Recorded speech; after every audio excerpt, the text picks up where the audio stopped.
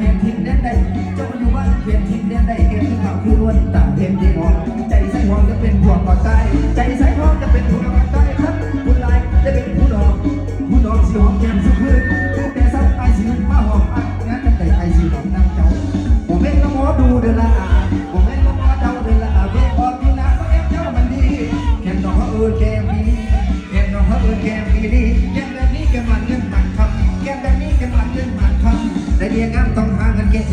แต่เรียงงานต้องหาเงินจริงอยากแก้มจะเป็นชาติต้องหอมเอางานหนักไอสิสู้บ่เศร้างานหนักไอสิสู้บ่เศร้าคิดเห็นกันเจ้าไอสิสู้บ่ตัว